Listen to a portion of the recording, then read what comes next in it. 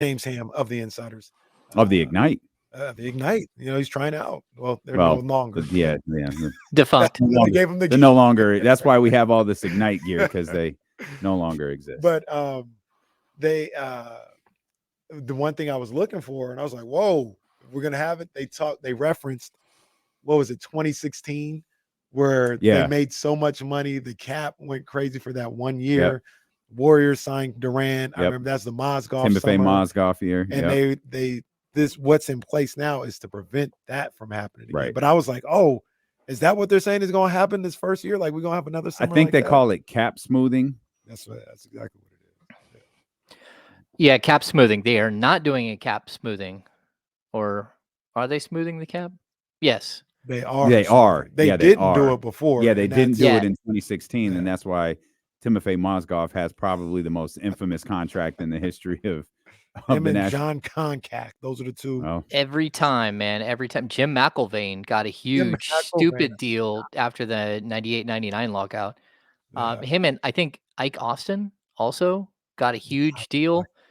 They're going to try to do away with, try to smooth it out a little bit more. They're going to basically take all the extra money, put it in an impound account, and then have it redistributed to the players on the back end. I don't know how they're going to do that. I don't know like who gets what percentage or anything like that. But I think that is sort of the plan, at least initially, because there's no way you can raise the cap 10% when the salary cap is jumping. Well, when the television money is going from, I think 2.7 billion to 6.8 in 1 year. Right. Yeah. So they're going to have to figure out a way to balance all that as they keep pushing the cap up. But I think they're going to use an impound account and then reroute the money back to the players. Were you familiar with it? Because we were talking about an article that we read about this clause that basically, if you talk about balancing it out, if it becomes unbalanced, it would trigger a clause in the CBA where they'd have to tear it up and start a whole new one or something like that. Were you familiar with that? Is that something that's common with whenever a media rights deal and a new media rights deal is negotiated? Like, if it doesn't stay on balance with the players getting their basketball related income and stuff like that, then the CBA, I don't want to say becomes null and void, but they have an opt out. If it triggers an opt out clause. That was always going to be the plan here. But at the same time, like, look, everyone knew this television deal was coming. I mean, it's been like 5 years. Everyone knew this deal was coming, and it was going to be like tremendously larger in annual income for the league than previous television deals. This thing has been in the works for absolutely years. And so look, they have all of these clauses built in, but it just means that they need to be honest and upfront with their accounting and make sure that they're paying the players the right way. And then again, there has to be some sort of written, like, functional way to pay players. So, I've talked about this a bunch of times. Like Harrison Barnes forever makes like 12.5%, 13% of the salary cap. You can't use that number though. You can't just give Harrison Barnes 13% because the salary is way higher than that, right? So the Kings go above the salary cap, so we can't project it off of. We could project it off of what the Kings spend, and then kind of figure out. But it's just a sheer salary cap number you can't do that with. So I'm intrigued to see how it works out, because what does it mean does it mean that like a rookie, or that like an undrafted rookie goes from making like $1 million on his standard contract, but then gets an extra 2 million in this revenue sharing, because it might be that much money doubling up for a young player like that. So we're going to have to figure it out. Like there's got to be some sort of like mathematical equation in place to handle this deal.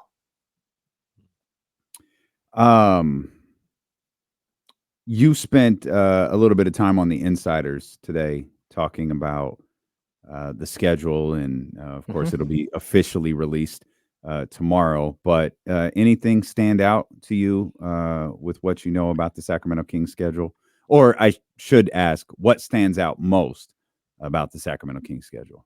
Yeah, I haven't gone through everything with a fine-tooth comb, which I probably will do later on tonight. So we can have that discussion tomorrow when Jake Gaden jumps on and joins us on the Insiders. But I do know they have 2 6-game road trips. One in January, which they always have, which is a pretty brutal stretch. Which who knows how they will do, but it's Denver, I think it's New York, it's Crazy. Brooklyn. They hit Minnesota and OKC on the way home. Like it's a really, really tough schedule. But then the other 6-game road trip is it right at the end of the season with only 3 games left in the year. But it's a more reasonable 6-game road trip than I've ever seen with some really simple, really easy games. And especially, we talked a little bit about this on the way out the door, but like there are going to be a lot of teams who are chasing, what is it, Cooper Mhm. flag? Yeah. Yeah, Yeah. yeah. Sure. And so there are going to be a lot of teams who at the end of the season are like, hey, we're good. And teams like Charlotte, Detroit, and those are the teams that Kings are going through in that final stretch. So I actually think the final 6-game road trip, I would prefer that as opposed to last year when they did that horrible 2 road trips back east in the final 3 weeks of the season.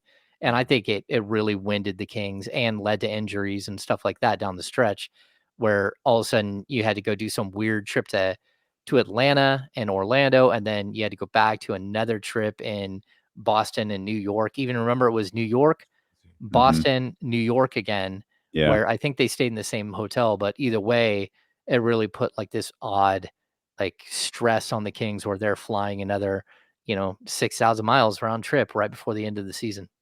Off the top of my head, it was New York, Boston, Brooklyn, Mhm. OKC. Yeah, Oof. weird stop on the way home. And we're Yeah. just gonna drop you in OKC on the way home.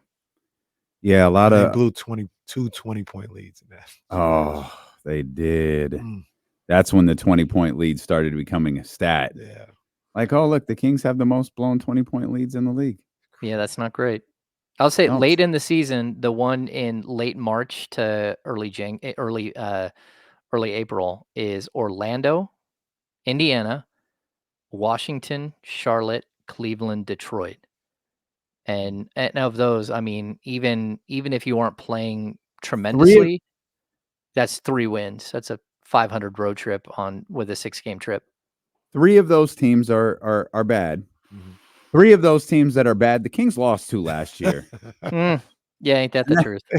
And that's really what this boils down to. Yeah. To hit them with the Draymond Green, don't do that. Yeah. Don't That's lose to it, those teams again. it feels like that's what this season is going to be about. Just don't do that. This is the new version of the 9-game losing streak. Right. Just beat Yeah. these teams, and everything else will work itself out. On a positive note, Ham, we talked um, about like kind of it's not the first half of the schedule, but from December 8th to January 6th, they don't leave California. They play Mm. at home all those games, and then their 2 road games are at the Lakers and at the Warriors. So, that's a good look. That's a positive for them. Yeah, this is kinda standard too. The Kings usually play a bunch of home games in December, and then in December, when they are traveling, it's not very far. I would say, though, you have to remember that the in-season tournament is gonna be pushed into the Yeah. NBA Cup, Emirates NBA Cup. It will be thrown in the middle of that, and so you still have more games to play in that area, so you don't know where you might have to go for, like, a Mhm. one gamer, whether it's, Minnesota I or hear they had to go to Phoenix. That made no sense, but whatever. yeah. Yeah, so, I thought, like, a couple other things.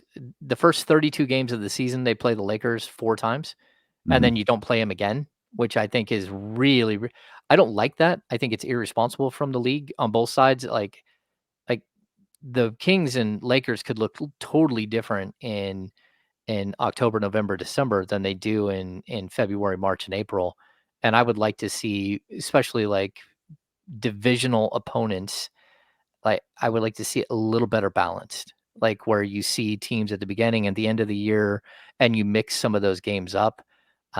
So that's one. They also had a couple of like weird back-to-backs. Like they have a road back-to-back in New Orleans. So 2 Mhm. games in a row in New Orleans, which, Yeah. hey, that could lead to a disastrous couple of days, especially if Odyssey wants to send me to New Orleans to cover a couple of games. That Oh, I'm all in. oh, sweetie, Yeah, that's adorable. yeah. I'd I don't also I don't know if That's they'll send you to Tom's watch party. that's so cute. If Odyssey wants to send me, that is adorable. That's right. The Kings had one of those, didn't they? Weren't we looking at one where the Kings? Maybe they don't. I'm glancing now. I thought the It's Kings had a home back to back. Maybe I'm just thinking of the Lakers. Yeah. That's separated by a day. That is what I'm thinking of. Yeah, Yeah. I would also caution too, like a lot of like I think we're gonna see this schedule that parts of the schedule that I've seen, the tidbits that I have. I'm gonna say that like I don't think there's any way the Kings go the first 40 games of the season without being on national television. And so I think the final schedule usually looks a little bit different. And some of the pieces I've seen like show like some strange anomalies for the schedule, and so I could see it being like they could pick up a bunch of games in the first half. Now I'm not promising that. I'm just saying like to go from 22 nationally televised games to 7 is a pretty dramatic, like, hey, you guys weren't very good and now you're going to pay the price for a year. The interesting thing to me as well is Definitely the case. when you talk about that, the potential to not even be on NBA TV early in the season. I mean, Mhm. NBA, one of the things that's like an issue that will change in a few years is to a certain degree, they don't have enough West Coast teams. So, like, if you want a doubleheader, a Monday doubleheader, sometimes you might only have one or two options because the 7 o'clock game or 7:30 game, there's only one or two teams on the West Coast that late. And I would think because of that, there would be more times early in this season when Kings would be on NBA TV. But Sean Cunningham said the first national TV game won't be till January. Yeah, it's not until January. And I mean, to me, that's really strange. I also like I think that they're just like the schedule isn't complete 100%. That's what it feels like. So at least some of the stuff I've seen. So we'll see. Like I don't think the Kings are going to get totally dumped on by the league, especially when they were. I mean, realistically, they're must see TV. Like the whole first half of the season, those Warriors Kings games on Friday nights were tremendous. And we can talk about all kinds of like ratings and market sizes and stuff like that. But the fact is that Sacramento is one of the premier basketball markets in America when it comes to viewership. So if you look at the Olympics, Yep. yeah, California, I mean, Sacramento dominated dominated like the Olympic coverage of where people were watching from, which is surprising because they didn't have players representing the Kings in the Olympics, but still huge base here in Sacramento of NBA fans who tune in. And I think that's the biggest thing. They were scouting opponents for Keegan and De'Aaron in LA. I think that's what was going on. Well, yeah, Probably. you talk about the potential of playing the Lakers so early. That might be a good thing. That's before they get Giannis. Mm, yeah. Before Giannis demands a trade. Yeah. Yeah, I'll play the Lakers early before they make that big all-in trade move. Yeah. I Oh, think they get Giannis and Damian Lillard in that trade where it's just like oh, they get both. and they And give up Austin Reeves. yeah. Oh, no. Oh yeah, He's you're right. untouchable, Man, that'd bro. be crazy. He's That's untouchable. yeah, that's a good. Outside. Yeah. Shout out. It'll Gabe. all be built around Rui Hachimura. Yep. Yeah. There you go.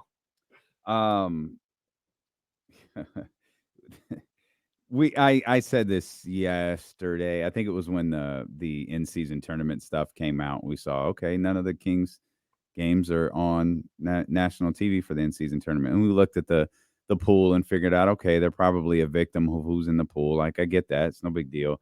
I also made the decision, like, the amount of in-season tournament games, or excuse me, the amount of nationally televised games that they get it's whatever. Like I don't care. Like the Kings have bigger fish to fry, as they say. At the same time, again, I don't care. However, this team is 2 games worse than they were the year before. Are you kidding me right now? Like 2 games worse. Let me see that Denver Nuggets schedule real quick. Oh man, let me see the schedule of some of these other squads. Let me hold those real quick. 2 games worse, but it's whatever. Y'all want 5 national TV games? Yeah, 5 national TV games. You added a guy. You know what I mean? But man, they really hated that trade. Signing, trade, whatever. They really did hate that. I don't understand it. Yeah, it's totally bizarre. Harrison Barnes gets it. Sorry, James, go ahead. No, go ahead. I was going to say Harrison Barnes gets a huge pop, doesn't he? When he comes back. Yeah, he gets a standing ovation, and he gets the full like video, everything, and yeah, I think he gets a gigantic ovation in Sacramento. And our buddy's booze amplified because he's wearing a Warriors jersey now. Yeah, that's going to create that's going to create chaos. We were talking about that earlier, me and Jesse. Like, if you're going to come off the bench with Buddy Hield and Kyle Anderson, are there like 2 more diametrically like opposed players? Like, how is that going to work out? Like one guy who like can't stand still, and the other one who looks like he's frozen in time. It's gonna be very interesting. Yeah, I don't know how that's gonna work. I don't know how they got DeAnthony Melton. That's a good look. And like we said, look, Buddy Hield is a fine player. He can shoot. He's not a game changer. He's not a game changer. He's not a guy that can elevate your team, I don't believe. So I'm not bad. Worst of luck to the Warriors. That's what I hope for. Yeah, that's facts. That's facts. Mm-hmm. Worst of luck always. Always. Let's shift gears here for a minute from the schedule to we were having a lengthy discussion on Keon Ellis. And obviously with, wondering what Kevin Huerter will be this season and the Kings signing Malik Monk, we know what Malik's desires are. And it's probably difficult to have this conversation without talking about starting in a reserve role. But we've kind of wondered what exactly Keon's role would be with the Sacramento Kings this year. And I posed the question earlier, Hammer. What did Keon do wrong last year that wouldn't solidify the fact he has a big role with this team in the upcoming season? Okay, so I don't think he did anything wrong at all. And to be honest with you, like my personal point of view was I'm leaving him in the battle for the starting shooting guard spot without any question. Like I think he's probably your best on-ball defender. And I mean, I know that's saying a lot because I think Keegan Murray and De'Aaron Fox are both really good on-ball defenders. But I still think he is. He fights through screens. He does everything that you want him to do. What do you shoot? 42% from 3. Like he was an absolute dream addition in the middle of the season. And so as far as that goes, I think he's in the rotation. I think he's in the top 8, top 9 without any question in the rotation. Where he fits into that, and again, I think Devin Carter would have changed sort of what this looked like too. That's going to be a whole nother question. You still have to worry about things like the fact that, unfortunately, like Keon Ellis is playing on a league minimum deal, and Kevin Huerter makes $17 million, and you need to keep Kevin Huerter's trade value at a certain dollar amount at the least, and then you also hope that Kevin Huerter can get back to the player he was before and be like a super impactful player. So I don't think this is as much what Keon didn't do as much as some of the other forces in play, whether it be the fact that you have a really talented 6'7" shooting guard who like had a bad season, but who's still like 25, 26 years old and has all kinds of potential to be part of an elite offensive group and a really good pairing with a guy like DeMar DeRozan as far as on the offensive end. But I still think, you have to You have to let all these things play out. Like I think again, Malik Monk will probably act as a primary ball handler with the second team, and if that's with Keon Ellis, that's fine. It's been a while. Ooh. It's been a while, but that is Ooh. official. Wow. A James Ham freeze Now the freeze screenshot gets me every time. at 3:22 p.m. on Wednesday, August 14th. And James has thawed out, and as usual, he is not amused by this at all. James, it's been a while. School season about to start. That school year about to start. People coming home. Oh At man, that time, school yeah, year it's gonna be started out crazy. in my area. Yeah. Oh my God, I left for my walk a few minutes too late. Don't do that again. Oh. Nope. Don't do that again, because there's 2 schools on my way. Shout out to the teachers, to the parents. Shout out to all those kids on those stupid ass bikes. Well, let them live. The I ones hate that you don't those. pedal. Yes. How you got a motorcycle at 12?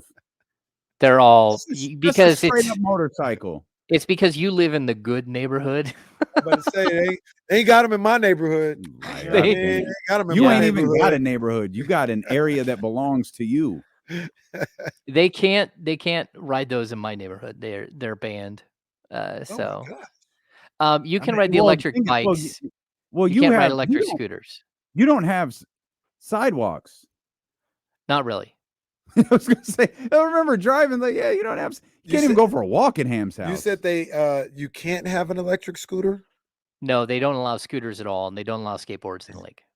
Yeah, we had like I think a kid decided to go down the gigantic hill on the way to the front gate a few years back and didn't make it. Ruined it for everybody. Oh my gosh. Yeah, them things. he ruined it for everybody.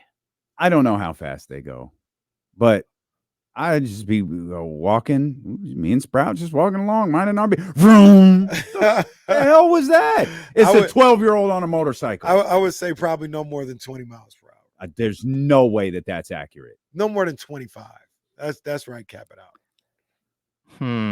I need. They go an At expert. that point, then you got to. I bet Justine knows. I'll ask It's probably the Justine same in the as commercial break. like the jump bikes and all that. I don't think those go more than. I'd be shocked if they go more than 25.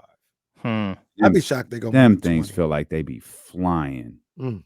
Yeah, but it could just be I don't walk very fast. Chat saying 40 to 45, 35 miles. I was going to say per hour. that's a car. Yeah, that's not smart. Like, how do kids? All right, you know what? I'm an old man yelling at the clouds. I'm 45 years old. I'm just screaming about stuff.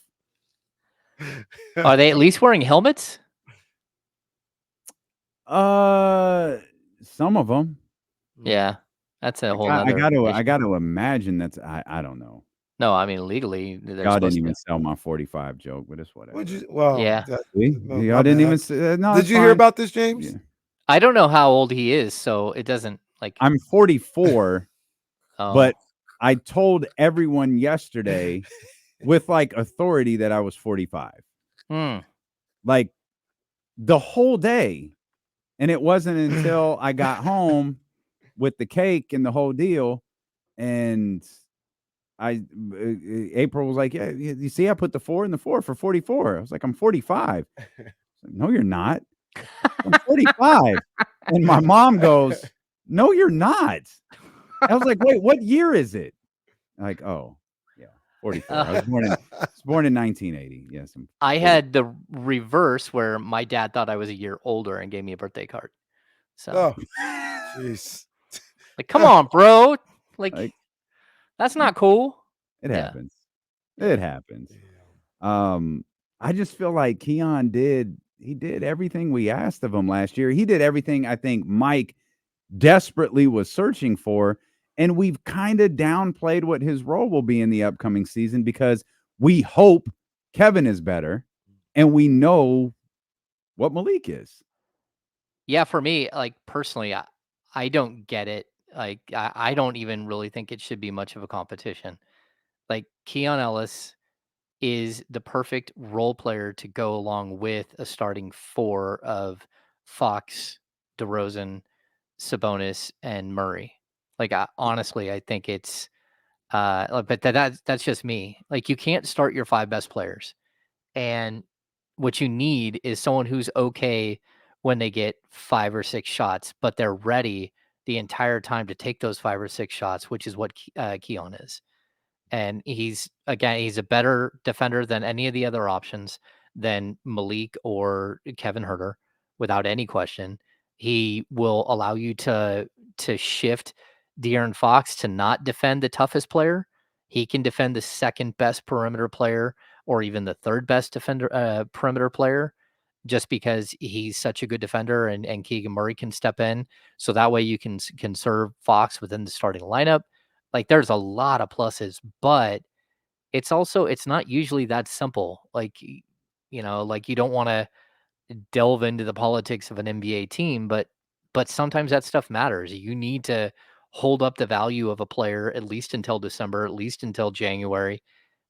So then that way, if you do need to make a trade, you can show somebody like, look, we got a ball player here, and you're not just trading for a contract, you're trading for a guy who's a viable piece to what you're trying to do. And so those things can come into play here. I don't know that they will, but I think he is like spot on, the guy that I would circle and say, hey, look, that should be your starting shooting guard, in the same way that I think like Kentavious Caldwell Pope made so much sense on the Denver Nuggets, and for that matter on the Los Angeles Lakers. And there's always players like that, but you need those other guys who are okay being the fifth guy. Even Kevon Looney, he's always been okay being the fifth option. And there's a lot of value to that when they provide all this other stuff, as far as defensive prowess and all the things that Keon brings to the table. I'll have a question and maybe a little bit of a pushback on that. Just a Okay. little bit. We'll talk about it. The Kings should head over to maptrition.com and use the promo code DLO1320 to get ready for training camp, whether they're looking for strength enhancers, fat burners, or cravings crushers. Maptrition.com has got all of that. Of course, they got protein shakes as well. They got a great greens powder that you can mix into your drinks to make sure that you're getting all your greens. Head over to maptrition.com. If you have any questions about these supplements, you can hit me up. You can hit up Maptrition. You can hit up my man Greg. He formulated these supplements. He'll be able to tell you all about them. You won't be left wondering if you're falling for some clever marketing campaign or if you're purchasing a supplement that will really, really help you in your efforts to get in shape or just be healthy overall. Again, go to maptrition.com and use the promo code DLO1320 at checkout. We'll come back with more from James Ham here on Sacramento Sports Leader, ESPN 1320. Clear. James, we're watching the worst basketball in history. Uh-oh. Might be a little better though. These are all finals games. Doesn't from it the 80s. look at it right now? Doesn't it look a little different? It's 2 years later. It does look a little different. Looks a little the presentation. faster. Well, look, game looks a little faster. They're a still little more allergic athletic. to the 3-point line. Robert Parrish, low-key overrated. I was watching that earlier. Yeah, that's what we're watching. We never turned the channel. Oh, that was nasty. Byron Scott. No, the game's changed in 2 years. The game has changed.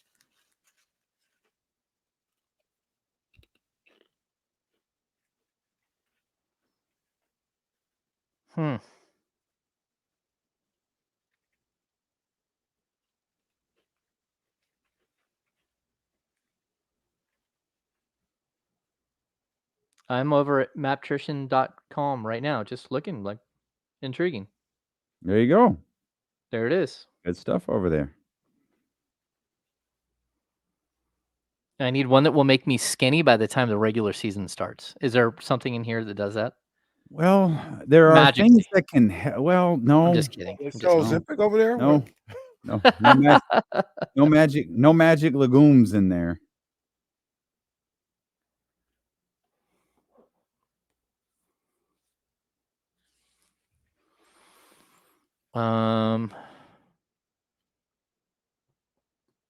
I believe. What are you asking there?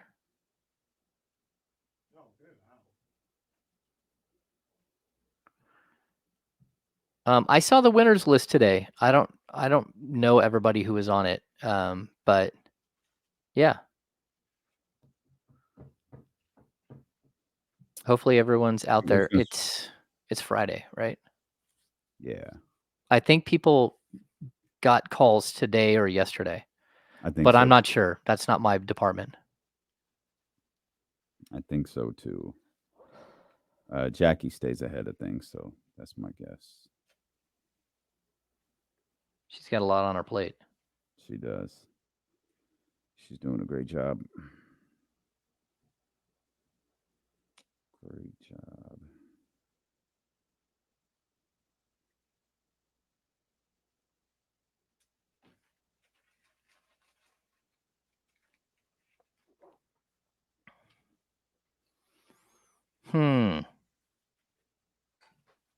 Is Alex Len going to be a backup center? He never really plays a lot. I think Alex Len is a backup center.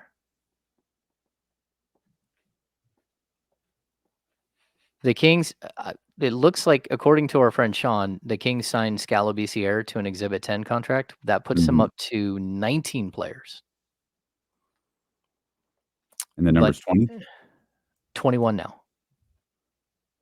That was for our guy, Afro in the chat. Afro! Afro in the chat.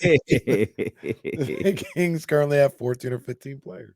Last time I called him that, you guys thought I was joking or It something. was just funny. I don't know why. It was just Afro in the funny when chat? you said Afro. I don't know why. It made us laugh.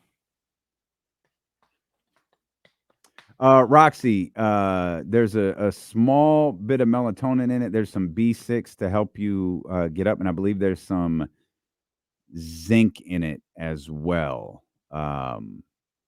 Nothing that knocks you out, just stuff that kind of helps you drift off. Fall into a deeper sleep quicker is the best way to describe it. We're coming back, James. No, there's a couple things. Oh, go ahead. Okay. If you got No. questions.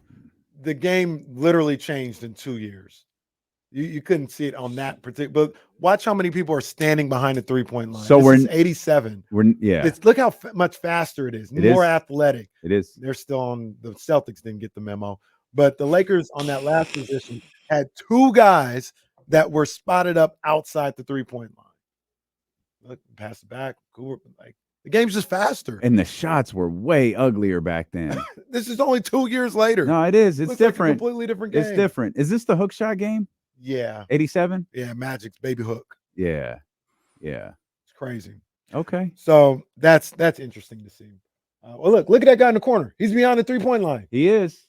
Is that Danny? Who is that? I think it's Danny, or it could be Or just another white guy? That's not Danny. That's number 12. Who the hell is that guy? He was a coach. What the hell was his name? It's not Rick Carlisle? I don't think it's Carlisle. I think it might be Carlisle, but I thought it was somebody else. He was a coach. Might have been Carlisle. I love the little pop-up finals that's happening. No, I love this. We need more of this. They need to update him too. We need to have Kevin McHale's getting scolded Look at by Bennett Salvador. This is incredible. This is just incredible to watch. I was watching it earlier. I love it. Kevin, look, Danny Ainge behind the 3-point line. Kevin's shorts are too tight and too short. Did you say it's 87? It's 87, yeah. Is it the 86-87 playoffs? Yes. Yeah, it's the NBA Finals. It's the Lakers and Celtics. Okay, so Rick Carlisle is on that team. He is number 34. No, it's number 12. Yeah, the guy we were looking at was number 12. Jerry Sichting? Yeah, okay. I don't know who that is. I guess I was. I don't know who that is either. No clue. The other thing, and we're going all basketball for sure, but I just wanted to point this out. I found the timeline, the Ayuk handshake, whatever. Okay. That was on July 31st. Almost 2 weeks ago. The dap up with Kyle was 2 weeks ago? July 31st. Wow. And we all thought, oh, yeah, that'll be done soon. Yeah, it's done soon. Dumbass. Here we are. Guy's gone. It's never getting done. People reacting because he's wearing a 49er shirt at practice. I'm so done with this stuff. All right, pal. What else do you want him to wear? Well, it's only because he was wearing white T-shirts before that. You wanted to fight James over something he said? Not fight him. Just have a conversation. Uh-oh. We were talking about Keon Ellis. We're talking about Keon, and James says you don't have your 5 best guys starting. I would say the majority of the time you do. I think the Kings are one team where maybe you don't. I'm trying to think of somebody else who, I mean, is Nas Reed better than Rudy Gobert? Yes, no, maybe. I don't know. Probably what Uh, depends on what category you're talking about. So right. like ranking them as an overall player is probably going to be tough. Lou Will was in his heyday. Was he one of the best 5 players on the team? Yeah, maybe so. But the whole point is typically you Jamal. do. Yeah. Like typically you do start your best 5. So No, I mean some teams do, but a lot of teams have the other guy who just plays defense. Like I go back to Philadelphia forever, whether it was Danny Green or PJ Tucker or what's his name that's in Portland now, Matisse Thybulle. Like a lot of times you have just like a defensive specialist as that fifth starter, and that I mean I think it's a good thing to have somebody like that. Having guys off the bench who are better, like having Malik Monk coming off the bench. I don't know. He's last year he's your third best player. This year he's probably going to be your fourth/fifth best player. Him and Keegan Murray will be like a toss up. That's okay. Like to have that player off the bench. I know I got in a conversation years ago with Paul Westfall about this. And he said, yeah, we always have one of our best players coming off the bench. He's like all the way back to the Celtics days. And then he's like, and for a long time, Paul was that guy. Paul was a guy who averaged 20 something points per game multiple times in his career off the bench. And like it's a good way to sort of change the dynamic of the team. And not only that, but there's only so many shots for the starting group. And whoever takes over that second group initially, it is usually a really strong offensive weapon too. It's hard to get like 4 guys in your starting 5 that are all averaging 12 shots or more, but it's easier to slide in the 6th or 7th guy who can get those 12 to 13 shots a game. And so I don't know. It's just kind of a weird dynamic, but I honestly don't even know where I would put Keon Ellis if we're trying to compare him and say, are you better than? Um, it's tough because like what he brings to the court, like Kevin Herter can't bring to the court. Yeah. What Kevin Herter does, shoots threes. Keon shot better, but he didn't do it the same gravitational pull that Kevin Herter did. But as far as the defensive end, there's no comparison in my book. It doesn't matter that Kevin Herter's a bigger shooting guard. Keon Ellis was just a full-on better defender. I don't have any problem with Keon starting, by the way. Like I'm fine with that. I agree with what James said. That's why I say I'm not really gonna push back. I'm just asking a question because I agree having a guy like Keon, who is defense first.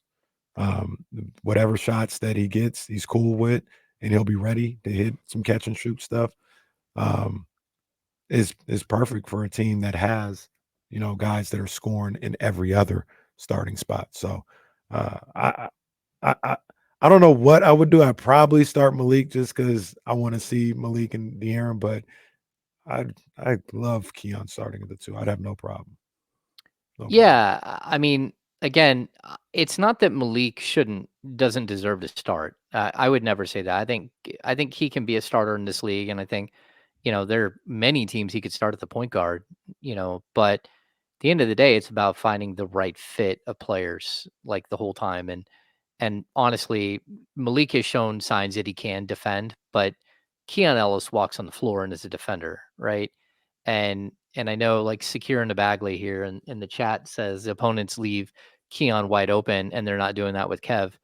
Um, that's because Keon started like 18 games a whole season. Like if you leave Keon Ellis open an entire season, it'll take about 30 games in before every team in the league starts trying to defend him. At least trying to leave somebody there because he shoots 41.7% from 3 on 3 attempts per game. Like he is showing to be a bona fide 3-point shooter, a floor spacer. And, if you're going to start again, Fox, DeMar DeRozan, Keegan Murray, and Domantas Sabonis alongside Keon Ellis, nobody is game planning for Keon Ellis. They will leave him wide open because they have to defend the other guys. But they're also going to leave Kevin Herter open in a lot of situations if that's your starting 4 with him, just because the other guys are going to draw a lot more attention. We looked up the last 20 20 some odd games last year where Keon was playing a lot. We had him at 25 minutes per game last year. And of course, a good chunk of that, there's no Kevin Herter and there's no Malik Monk. I think on the season, the average was like 17. The entire season was like 17 minutes per game. Where would you, if you had to guess Keon's minutes per game, is he closer to the 17 or closer to the 25? Yeah, I would put him at like 22, 23. That's where, I mean, I think you need his defense, like Yeah. straight up. And I think you need his 3-point shooting and whether starting or coming off the bench. But that's tough because, like, look, Fox is a 34, 35 minute per game guy. So what does that leave you? 13, 14 minutes. Monk played 28 to 30 minutes a game. Let's just say he plays 28. So that's 17 minutes. So what are we at? 30 minutes right there. Like, how are you going to fill those? How are you going to use those 30 minutes? And are you going to use them with Keon Ellis playing 22 and someone else playing 8? Or you have Keon Ellis playing that much and then DeMar DeRozan sliding into the backcourt for a certain amount of time? Like, there is going to be a numbers crunch on this team. Like, you can see it right away. And it's not going to be easy because I think they want to see Keegan Murray play plenty of 3 this year, which means, Trey Lyles is going to play plenty of 4. So where are you going to get minutes for a Kevin Herter? Where are you going to get the 34, 35 minutes a game for DeMar DeRozan? Like, you're going to run out of minutes pretty quickly, just because most of your prime players are also heavy minute players. Yeah, that's why I think Keon's going to be probably around that 17 mark, and I know that kind of balanced out because he was playing so much towards the end. That's how he got to 17. But I can see him being a real 17 this year, just because like what you talked about, James. There's just I don't know if there's going to be enough minutes. I mean, you've got I would say 3 guys for sure in Sabonis, Fox, and DeRozan that are going to be 30 plus. They probably, like you just mentioned, they probably want to get Keegan to 30. Malik is going to be somewhere around 25 to 28. I just I don't see room for another. I don't know if my math is right, but I don't see room for another 20-minute a night guy in Keon Ellis. That's why I say maybe about 16, 17. Yeah, Keegan Murray averaged 33.6 last year, and I think he'll be 34, 35 this year. I don't think, without any question. Like, they're going to play him major minutes. He's young. They don't have another player who does what he does, and he's going to end up on the court a ton. So I don't know. Like, again, we like parceling out these little minutes. He's 13, 14 minutes at this position, this position, this position. That's why we always talk about they're going to play 8.5 players. I don't think that they'll get to 9 players on average, even early in the season. You might have moments where guys are getting 3-4 minute burn here and there just to see what they can do and to keep them engaged. But it's going to be very, very difficult to try to balance this whole thing. Now might be a stretch to use this term, a shift in philosophy, or at least a shift in what Mike did last year. Because didn't Mike play a lot of guys last year? Or at least to start the season, and maybe that has switched up a little bit with like Chris Duarte is gone. Like maybe some of those guys where you're trying to figure out exactly what you have. Maybe because those guys are gone, it's different. But I feel like Mike was playing 10-ish guys to start the season last year. It was usually 9, but it depended on who the 8th or 9th guy was. Because remember, there are times where Davion Mitchell fell out of the rotation. There were times where JaVale McGee was in the rotation, Alex Len was out, and then Alex Len was in, and JaVale was out. Like, you had a bunch of moments. But I would also say early in the season, not having Trey Lyles for like that first 13 games, and then Alex Len got dinged up in a game or two, and then De'Aaron Fox missed a couple of games. You had, like, early in the season, you had some gaps which may have forced him to use more players and sort of like tinker and see who's working and who's not. Like, whether it's within specific groups or just overall who's having success on the court and who's not. I think Mike had to tinker, but if he doesn't have to, he's not going to. Like, that's not who he typically is. He's a guy who likes to have 8.5, 9-man rotation, and worst case scenario, a 10th man. But even that 10th man is going to really be like a half you might get a guy who's playing like 12 minutes or something. And that's, sometimes. And I don't think he's going to plan on that for most of the year. One of the other things that we kind of talked about when we were trying to figure out um, playing time, who's going to play all this other stuff is, I mentioned about Kevin Herter, and what do you think about the potential of him kind of being to balance everything out and make sure everybody gets some minutes, him being more of a off the bench 3 type of guy, you know what I mean? Like some small forward type of guy. He is 6'7", it's not like he's small. And I think maybe, I don't know, because maybe he's not as fast on his feet and everything else like that. Maybe, guarding some guys that are traditionally a little slower Mhm. at the 3 position might help him out, in that respect. Maybe he doesn't have the physicality to stay with those guys. That might be an issue. But foot speed wise, maybe that might be a better matchup for him. Yeah, it's something I've been saying for a while. Like I think Kevin Herter as a defender is more of a 3 than a 2. And to be honest, I always thought that Buddy Hield played defense like an undersized 3, not a 2. Like there's a big difference between being out at the point of attack, out above the free throw line, and staying with somebody in the corner.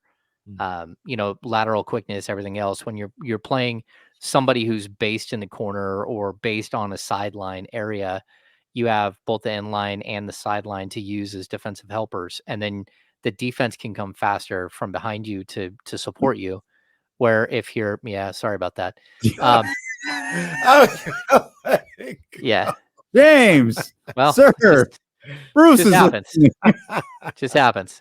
So I think that having a Kevin Herter like play a small forward position on the defensive end actually is probably better than any other position that he could play. But that's just me. Like I might be wrong, and But that's the thing I think kind of it's get hung up on is like it feels like if he came off the bench, there's so much that he could do. There's so many different. It's not like, oh, he's got to go in for whether it's Malik or Keon or whoever. It's like, Mhm. hey, let's get DeMar out of there, or DeMar needs him, or let's like. I just feel like there's more. There might be a few more options if Kevin Herter is coming off the bench in terms of exactly where you put him on the floor and what type of lineups you want to create against that particular opponent. That's my fault. I'm sorry I cracked. I heard it, but it was funny. No, it was You got to throw a flag on that. Like this, come on. Just But talk about defense, man. I don't know what you're talking about. I Just know. talk I about know. James defense. is trying to be a professional, for goodness sake. That's right. I feel like there's a lot you can do with Kevin in that potential 6th or 7th man role. No, I think that there is too, and that's where I would kind of like aim this group. But like you do have to worry about value. You do have to worry about like mental health and keeping someone in the right frame of mind and all that stuff. I think that if you try to make the move early on and you say, hey, look, like Keon Ellis is our starter, like whether that's the guy or not, like just say like Keon Ellis is starting. It's his job to lose. We think he was tremendous last year in both the early season when he got an opportunity, but late in the season when everyone got hurt. We think he's earned the right to start, right? And if you told Kevin Herter that in the beginning, or you told him that during the summer, you might have a different like opportunity to see where he goes, right? But what I don't think you can do is sort of mess with the chemistry and the culture right away. Yeah. The interesting thing about Kevin Herter as well, especially coming off the bench and all this other stuff, is if he performs well in that role and helps out, like, why would you trade him? Because like I don't think you'd be Mhm. trading him for. Mhm. We talked about this earlier as well, James. I don't think you'd be trading him for another guy that's trying to get 20 a night. Like if he's producing off the bench, holding his own on the defensive end, providing an offensive spark, that's almost what you would be trying to trade for. You know what I'm saying? So why not just keep the guy who's actually giving you that type of production?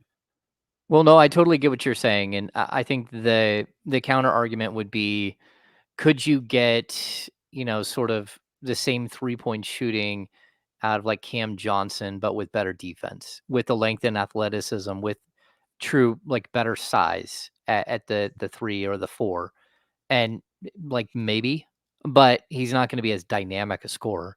I mean, look, the Brooklyn Nets were just atrocious offensively last year, and they really could have used somebody other than Cam Thomas, who's just a mad chucker, to step up and actually take some of the scoring load off of both, him and Mikal Bridges. And Cam Johnson wasn't able to do that.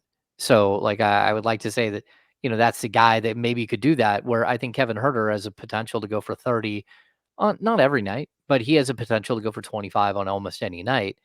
And whether that's on as a starter off the bench, this always comes back to fit. It always comes back to, can you get the same productivity, but out of a better defender, a better athlete that can help cover up for some of your other weaknesses? And the answer is maybe, because like Kevin Huerter has never been a take a charge guy.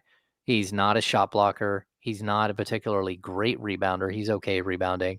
On occasion, he has big rebounding nights, but yeah, I'd be willing to clearly if he's still there, the Kings they've got to be willing to walk into the season with him and see how it goes.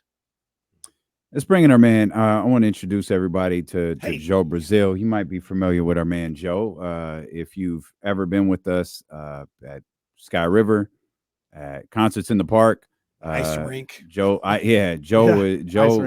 goes everywhere with us.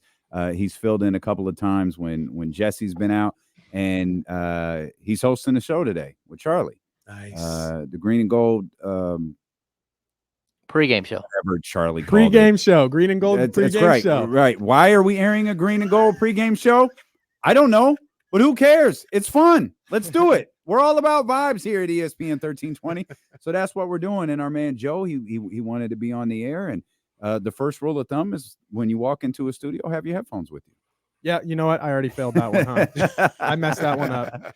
No, but man, we're excited for you. This is good. Man, you salute, man. Thank you, guys. You do great work when you're out with us, in these streets, man. But we're excited to hear you on the air coming up in a couple minutes. I appreciate that. Yeah, I had a great time. I mean, we talked baseball. I can do that any day, right? Yeah. And we had a great time, dude. We talked some A's. The game last night was Talk really because it's live. No, it's good. You're just breaking kayfabe on your first day. Already blew it. Blew it. Just wore a Giants hat to an A's show. We are didn't really light somebody on fire. just jumping on Monday Night Raw, going, it's all fake. It's all fake. All fake. I'm excited. Don't worry, no one got hurt. It's fake. There you Right? go. I'm very excited. I'm stoked. Can't wait to talk. I can't wait. baseball. The game last night was great. Right? Well, what we're excited for, man, is you told us this is what you wanted to do, and we're excited you're getting the opportunity to do it. Thank so you. Make the most of it. Have fun with Charlie. He's a pro. He's an old school pro. Yep. But he's a pro. Find your voice, and we're excited to kind of watch you grow from here, man. This is exciting work, man. You'll kill it, man. Yeah, absolutely. Yeah, I'm very confident in that. Yeah. Thank you, James. I see you. We're big fans of Joe Brazil here, Appreciate so that. stick around for some A's talk. That's up next, right? The Green and Gold pregame show. That's up next. Yeah, it's completely live. And I got to run over to that studio. I got to get over there real quick. There you go. Yeah. Go run over there and Okay. prepare for your live broadcast. I got you. And we will see you guys tomorrow here on Sacramento Sports Leader, beginning at 10 a.m. with James Ham and Jake Gaden. Yeah. Insiders here on Sacramento Sports Leader, ESPN 1320. Vamos, Gigantes.